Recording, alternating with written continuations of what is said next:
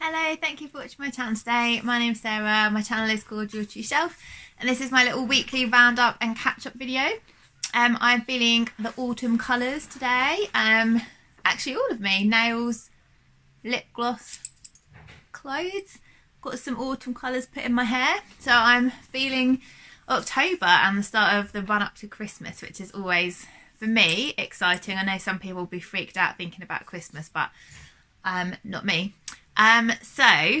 It's been a tough week last week. I had a really busy work week, and it was quite stressful. So I've been sort of just having nice wind down time this weekend. I've been doing some art.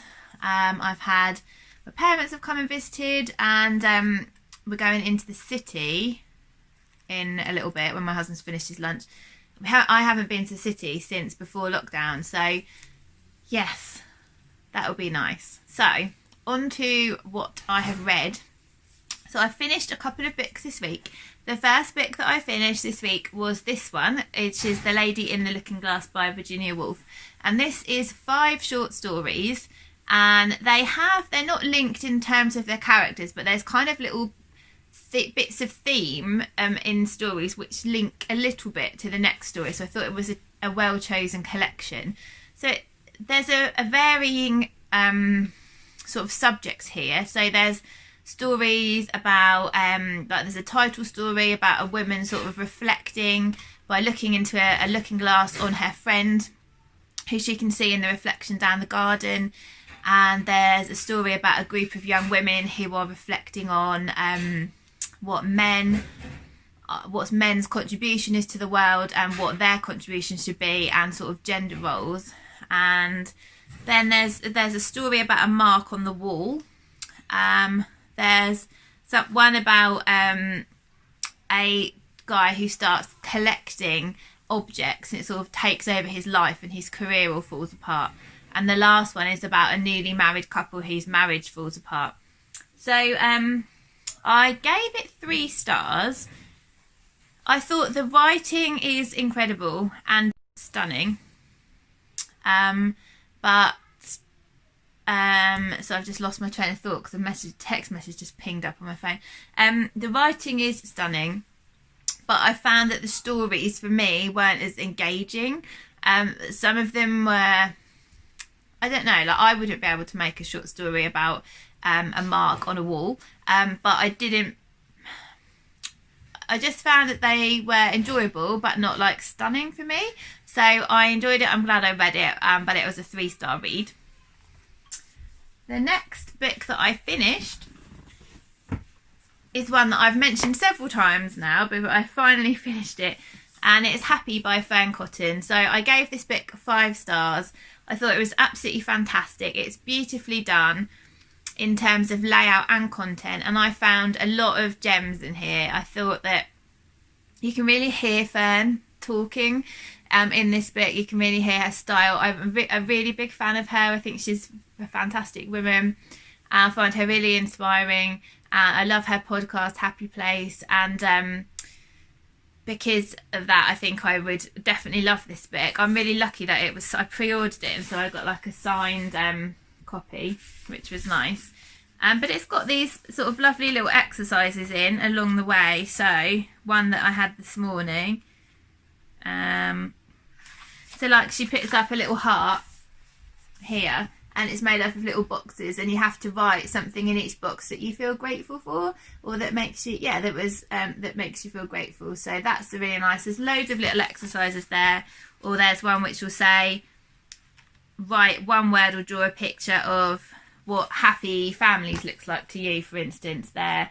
That kind of thing. So there's lots of those. There's practical advice. Like I say, it seems very evidence-based. It's fun. It's got her drawings and stuff through. It's got some interviews with her friends. She talks about the difficult stuff and the times when she's been depressed as well, but it's not just all like let's pretend everything's amazing all the time. So I'd really recommend this if you are somebody who wants to get an extra something out of life, wants to embrace everything as it is, wants to see the good and the positive and be grateful and give thanks for stuff, but also accepting where you are and not needing to be something better all the time. So I thought it was fantastic. Gave it 5 stars, and I'm definitely going to read her other books. The third book that I finished last week was The Flat Share by Beth O'Leary. So this is another one that I've mentioned a couple of times now. I listened to this on Audible. This is a contemporary romance. It's featuring Leon and Tiffy. Leon is working as a palliative care nurse, and he works nights. And Tiffy works in the daytime. She works as an editor for a craft label. Label? Is that the right word? Publisher. They share a flat. They've never met each other, but Tiffy has it in the evenings and weekends, and Leon has it in the daytime. And then we know they communicate with each other through post-it notes, which are very endearing. A friendship's forming. We know they're going to meet up because it's kind of obvious, and they do meet up, and then maybe a romance develops from there. You can kind of tell just from the genre, but I won't spoil. There is a trigger warning in here for abusive relationships, which I found very interesting. Tiffy has great friends, and her friends are very much a part of this story. Her style, her fashion is part of this story. The fact that she's very tall is and body positivity is part of this story. And yeah, I when I started it, I wasn't sure about it. I thought of even DNFing it.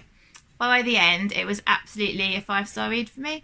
It was one of those books where it was so comforting, and because of the week that I had, I really needed some comfort, and the fact that I really looked forward to listening when I put this on the way home or in the evening. Sometimes I just love spending time with Leon and Tiffy, and they made me feel better. And I think when a book can do that for you in a time of need, it's really welcome. So I really love a cosy book. If you're looking for something, you know, a romance that's light-hearted, contemporary, cosy, and makes you feel like you've just hugged someone, then go for this one because I thought it was fantastic.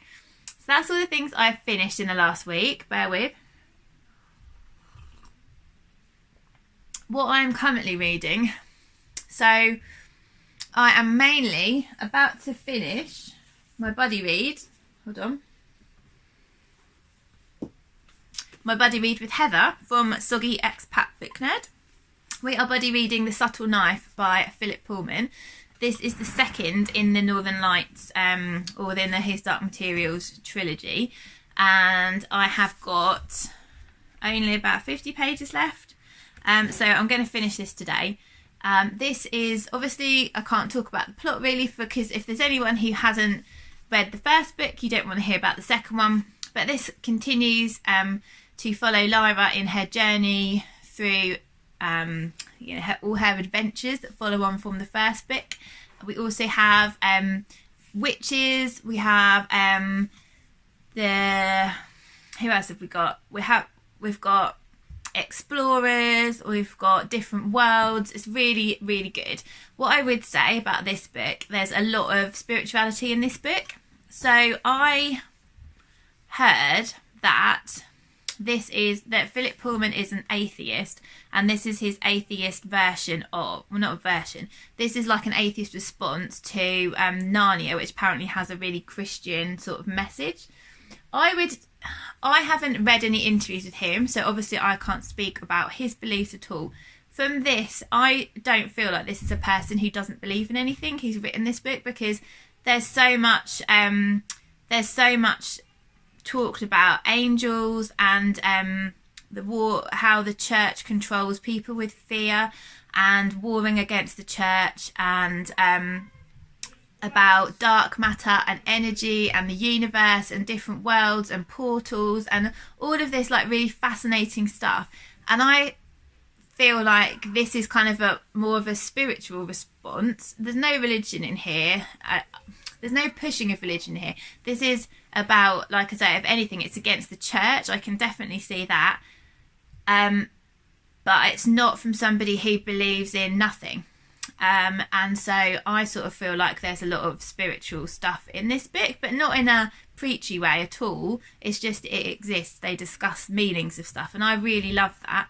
I'm not a churchy person, and I am a very spiritual person, so I really appreciate all that side of things in the book. But don't let that put you off if you're not, because it's not rammed down your throats. It's a very much a part of the story. So I'm really enjoying it, and I think it's probably going to be a 4-star, but we'll see how the ending plays out. So obviously I don't know yet.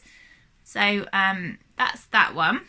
I am listening to on Audible the Antidate for Everything by Kimmery Martin. So did I mention this last time? I might have done. I'm listening to it on Audible. I think I just said that. It's set in America.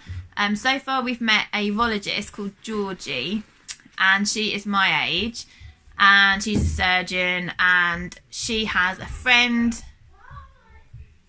I can hear arguing downstairs.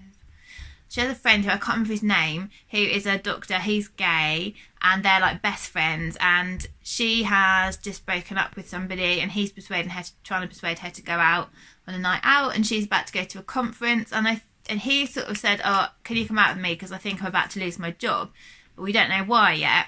But I've heard other people talk about it, and I think it's something to do with the hospital refusing to treat trans patients and him standing up against this. That's what I think. So I'm really looking forward to getting into it further. I've only listened to probably about half an hour, 40 minutes of it so far, and it's about 11 hours, I think. So I've got plenty more to come. So you'll probably hear about it every week for a while. So that's what I'm listening to. And then I've still got on the go the Vera Brittain Testament of Youth, which I've still got the last third to read. I haven't read any more of Steve Backshall Expeditions. Have I got anything else on the go? I think that's it. And then what am I going to read next?